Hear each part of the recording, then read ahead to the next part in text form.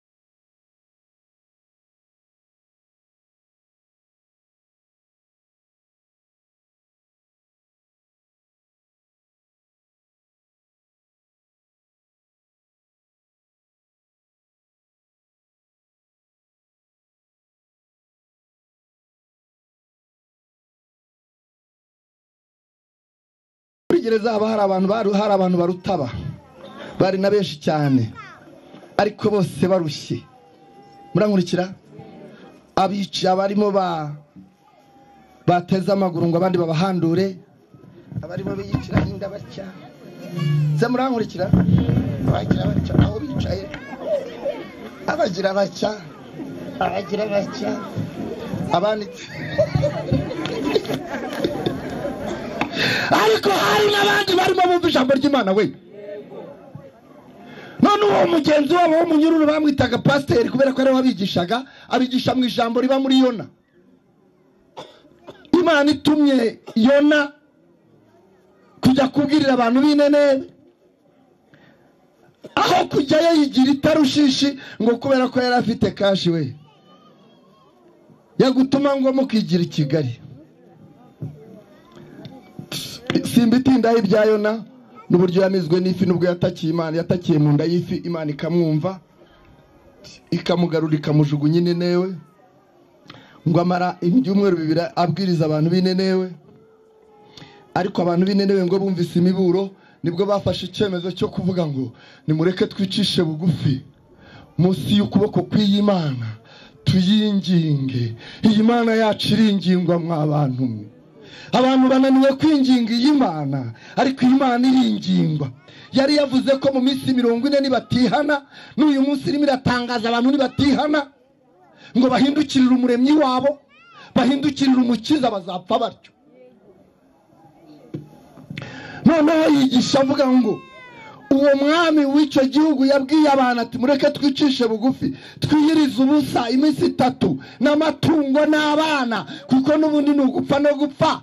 Ariko avuga ijambo ryankijije rivuga ngo aharaho iyi Mana yakwigarura. Ndagira ngo ubwire ngo aharaho iyi Mana yakwigarura ku buzima bwawe no ku mibereho yawe, yakwigarura uyu munsi. Imana ijya yigarura. Cyo gihe Imana yarigaruye ndabibona ku buzima bwanjye. Nagomba gufunga imyaka 5 kuko watanze sheki itazigamiye ni 5, urayirya rwose. Mfite umuhungu mbere yese wabo namureraga muri abo bana, n'ubundi buhamya yari yaranze bwana. Harazajya muri Sunday school ko bikanga, uracuruza ariko bikanga, kuko nyiro kuboko kwiza ntarimo. Ushobora guhinga neza cyane, ukanafumbira neza cyane, njya mbibona. Ugatera ibishyimbo bya mushingiro rwose ko wabifumbiye neza, ugashyiraho n'ibiti by'imihembezo. Mu gitondo ibishyimbo biri hafi rwose bimeze neza cyane. Mu gitondo ugasanga ngo imbwa zaraye zibikoreye mu igobe, zabiri baseza. Warega nyirimbwa, warega. Sibyo mvuga mura. Ugasanga zabihinduye ubutayu, ariko mu ijuru hari Imana. Nimumere Imana icyubahiro. Arangije aravuga ngo haraho Imana yakwigarura. Ndagira ngo mbabwire mwa banyururu mwe, ariko niko yababwiraga. Ariko nanjye ngiye kubona mbona barapfukamye barihannye. Nanjye ndomboka nari nsinzwe, bango yaratsinzwe n'ubujura. Ndaza mfukamaho, bahita arambaza ngo none se kubera ko rero iyo ugifungwa ukiri mushyashya bakwita boss. Ahita amaza ngo none se boss we, abanyururu rero burya bagira tekinike, ngo se we bakubeshye ngo iki, nguko nawe tukubona. Ntabwo bavuga ko wakoze icyo, bakubaza icyo bakubeshye.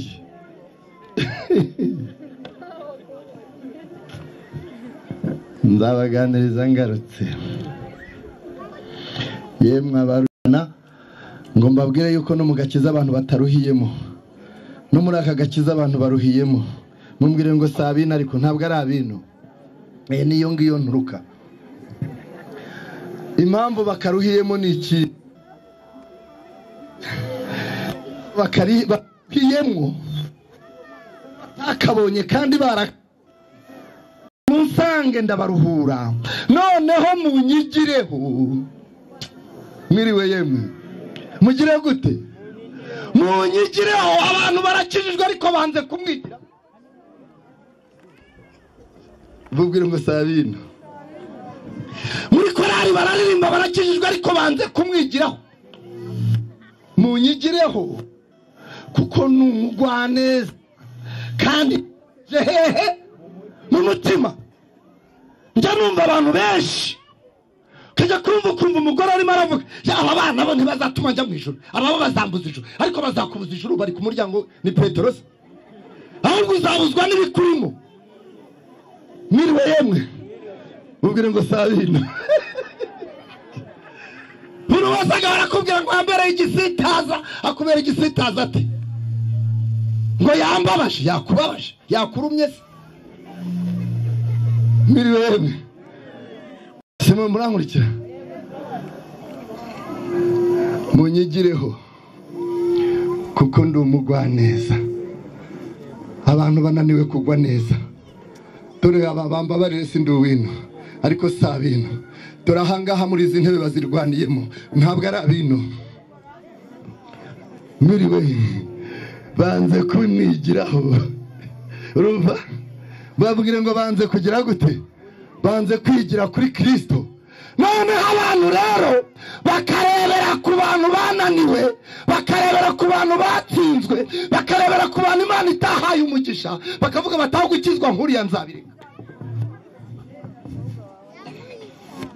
Abantu baze gukizwa nimukizwe murebe ko Yesu agira neza, nimumwegere kuko niwe buye rizima ryanzwe n'abubatsi, ariko ku Mana niryo buye ryatoranijwe. Kumva umubyeyi ariko washano igihe nakubwire, ariko wabyaraga ishyano ushaka iki? Iyo byara umwana mumbwire ngo iyo byara umwana nta nubwo batinya kubita intumbi. Wa ntumbi ubona igihe naguhereye. Banze kwigira kuri Kristo kuko ari umugwaneza dese kandi yoroheje mu mutima. Muri korari reka jewe bakamumara kubwira ngo yanyishizemo, ndakabwira ngo yaranyikoreye. Wamutuye wamuretse akaguha umunyenga, wakubwira ngo nyikorera ngo 500 wanjye zari kwikaburimbo. Umuntu akwikora ntacyo mwishyura bikubabaze. Vuga ngo hanze kwigira kuri Kristo, banze kumwigiraho. Yesu Petero na Yakobo ngo hahirwa umuntu urata wihanganira ibimugerageza, kuko namara kwemerwa niba uzambikwa ikamba ry'ubugingo. Haleluya, haleluya. Hanyuma nsoza aya magambo arisobanuye ubwayo. Urushye ni ukeneye kuruhurwa. Jewe nari ndushye icyo gihe, uwo maze kwihana nihaniye muri gereza bandambikaho ibiganza. Murankurikira yemwe, kwa Yesu dufite ubutware, kwa Yesu dufite ubushobozi. Iyo twizeye amagambo yuko yatubwiye, munyihereza icyubahiro. Migisha yose yo mu gakiza k'Imana twarayihawe umunsi twihana ibyaha. Nihaniye ibyaha muri gereza, kandi koko ndamaramaza mu mutima. Murankurikira neza, ndamaramaza neza muri gereza. Ngiye kubona mu cyumweru cya kabiri cyakurikiyeho, ngiye kubona mbona inzozi. Abantu bajya barota banza muri ibiganza, bose bararota we, kiretse bari abasore. Abantu bose bararota, ariko nawe uzarota humura. Nutanarota uzarota wisohorereho, nutanarota uzarota usambana, nutanarota uzarota wirukanka bakwirukankana. Inzozi ziba nyinshi. Semwa nkuriki njye sinshaka ruhande kareka, iyo mije ndwara umutwe. Ndimo ndavuga kurota, ndota inzozi nziza we. Ngiye kubona mbona mu nzozi, mbongereza araranguruye arahamagaye ngo yamuremye Alfosi.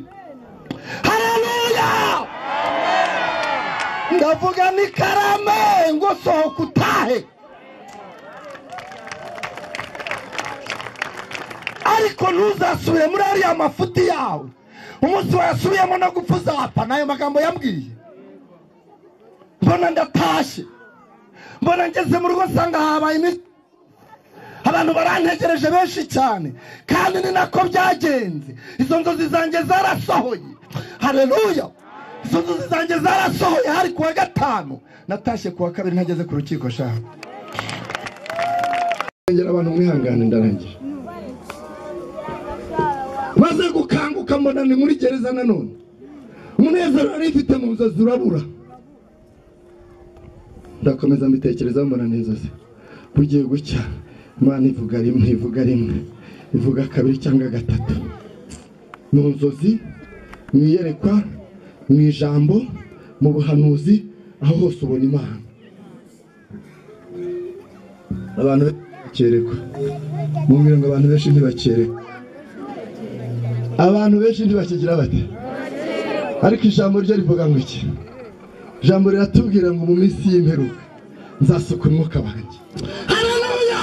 Nzasuka umwuka w'umwuka utawugira n'ubu ni iki? Vuga ngo wanze kumwigiraho. Urakanura barabuza urureba. Barahanura urureba. Barafashwa ureba. Baruzuza ureba. Urakanura nk'indagara. Uritegereza ibyabaye mu rusengero. Uritegereza ibyabaye mu bahanuzi kuko wanze kwihana.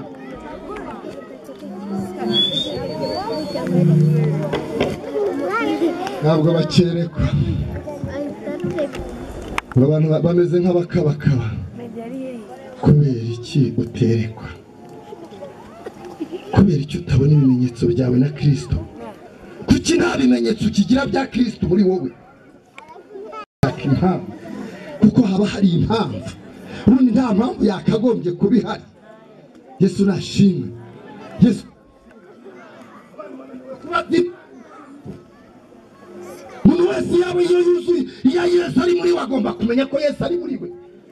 Iyo ubana na Yesu ugomba kumenya kubana na Yesu. Iyo ubana n'abantu umenya kubana nabo.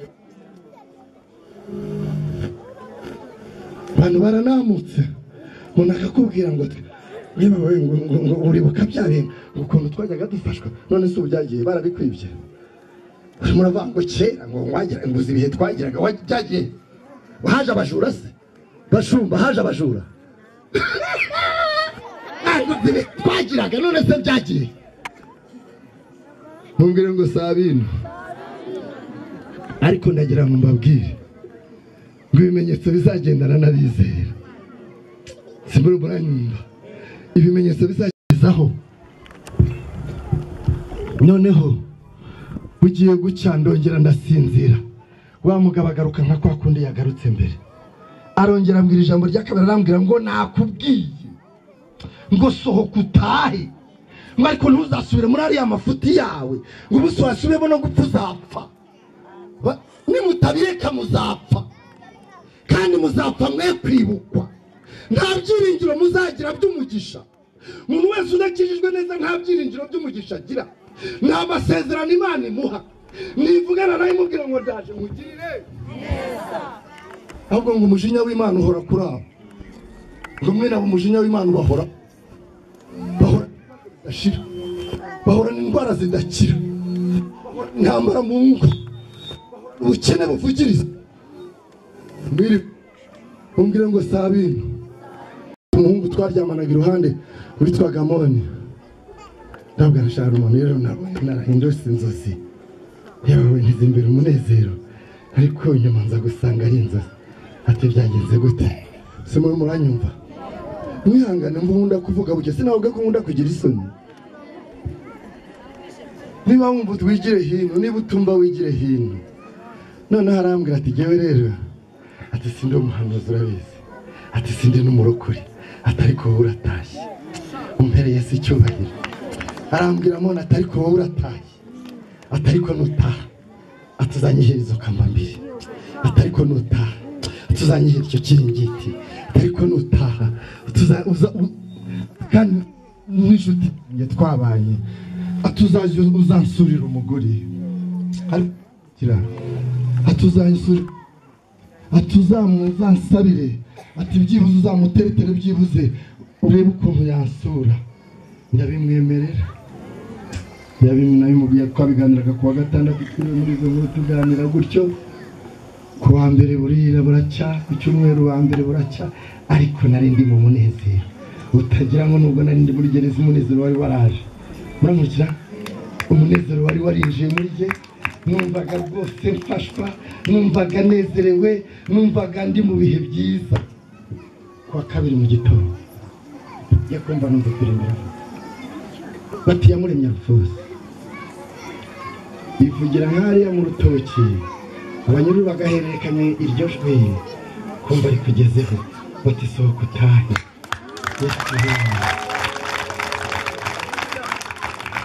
nagira ngo mubwire ngo natashye nta deni ndimo, yanyishyuriye yagusa ndetswa n'amaraso ye, yatwishyuriye imyenda. natashye rya deni ryishyuwe we, hishyuwe miliyoni harengaho ibihumbi 60. ibihumbi 60 babwira umugore bati tegure ngwino tujye guhaha, utekere umugabo tugiye kumuzana. Ya minsi mikuru nabonaga mu iyerekwa, sanga iminsi mikuru nk'uko bategereje, abantu bategereje Mesiya, nyama buri kantu kose. Ya bihumbi 60 babigura ibiryo, bagura amakara, vuga ngo abana barongera baraseka. Yesu yaje abana baraseka we, tumuhereze icyubahiro. Soreze kuraka ko kutagira umwuka, mbwira ngo kutagira umwuka wera umukristo no kunyagwa zigahira. Ko nta bugingo ufite udafite umwuka, kuko ikimenyetso kizagendana nabo ni umwuka wera, kuko ni ingwate y'ubugingo buhoraho. Niba nta mwuka nta bugingo, ntukibeshye udafite umwuka nta bugingo ufite, barakubeshya. cyo nkundira uwo mwuka, ngo uwo mwuka aratanaza. cyambera ngo azemeza abisi, ngo bemeze iby'ibyaha. icya kabiri, mfite abana beza cyane Yesu wampaye, maze kumwemera nk'umukiza wanjye. ndashaka kubabwira, iyo uhindukiriye umukiza byose biremera. twari tumaze imyaka 5 dushaka abana hasi no hejuru, byaranze, ariko kwa Yesu biremera we. ndimo ndabwira abantu bari hano ko kwa Yesu byemera. umunsi nihanye ibyaha bamuke neza, natangiye no kugarura urukundo mu rugo rwari rwaranze. none ariko mfite ibintu byinshi numva narigiye kuvuga, none ndabibitse, nzagaruka ne kuraza abantu ku gasozi. noneho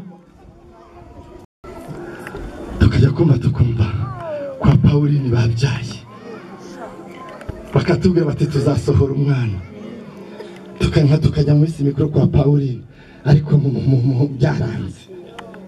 noneho nkaza kugerera na Pauline, nkamushyira ku ruhande sha, nariko Pauline we mwe mubigenza gute koko kugira ngo mubyare, mubigenza gute?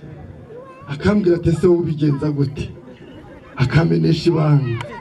yarangiza akambwira ati nibyanga nijoro ujye uzinduka we, ati ibintu we gukomeza kuba we yicarira inshuti y'umusore.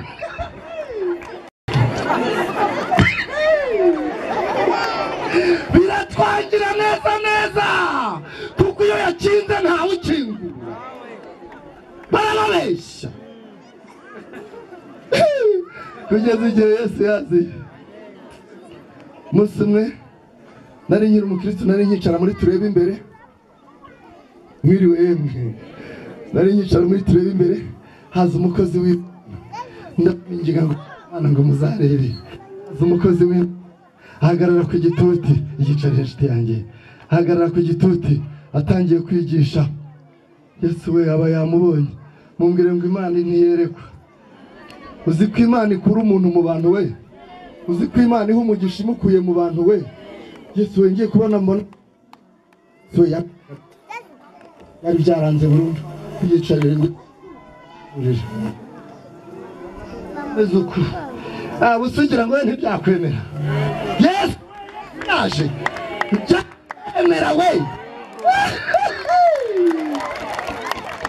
iyo Yesu yaje biremera, iyo Yesu yajaga biremera.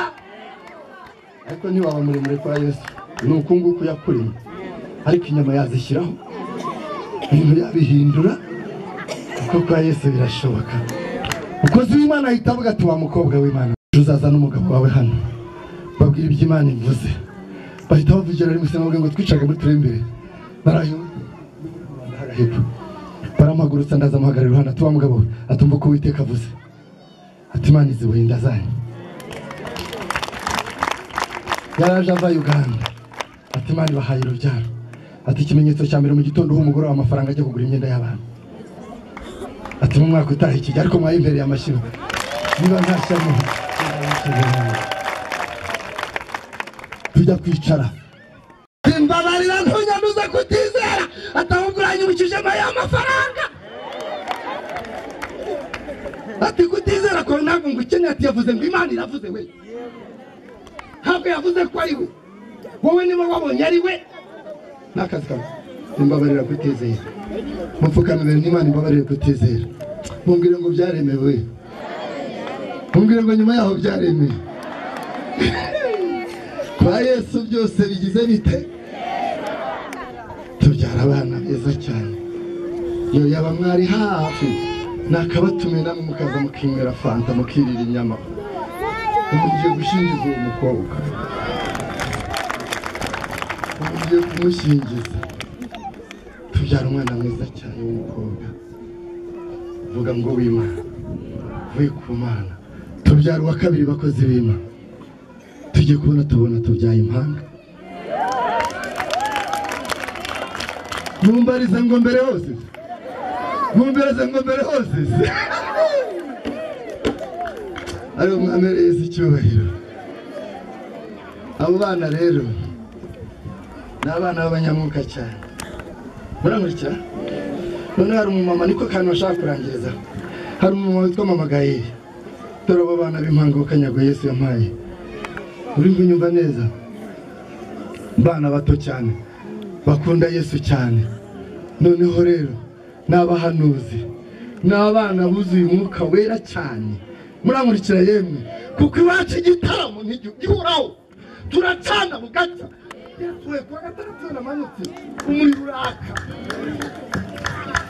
noneho witwa Mama Gayeri umumama umwe witwa Mama Gayeri arambwira ati papa dada mbabariye kaho ibiganza ati nanjye nkazabyara impanga ariko atarigeze itera se ariko mba noneho ndamubwira nti nta kibazo tuzasenga yibwirira babana ati ndabingize muze kunsura mu rugo bajya kumusura afata papagaye afata nawubwe aravuga ati mwabana umwe arambika ibiganza kuri Papa Gayeri bindambikeho undi andambika ikiganza kimwe ku mutwe ikindi kunda ndashaka kubyara impanga ubu afite amezi 8 y'impanga mawuriki ariko tugiye gusenga iyo tugiye urari mu mashima ngo Imana izaba murindire mumurikiye yemwe murakoze cyane kwa Yesu ibintu byose birashoboka abarushye n'abaremerewe nimumusanga baruhure inshuti zanjye nanjye nari ndushye niyo mpamvu mwamamaza niyo mpamvu mbwira abarushye niyo mpamvu mbwira abababazwa niyo mpamvu mbwira imfubyi n'abapfakazi niyo mpamvu mbwira abakene ko Yesu atanga umugisha gusa murabona nta mugisha ya none wa mwana ahita ngo papa arashaje none wowe Yesu we ngo papa arashaje yiruka ajya kubwira nyina ngo papa arashaje bana yo mu ijuru we ayo magambo ndayumva none numva ndasaze ntekereza ukuntu njya kuvuga ubutumwa nasaze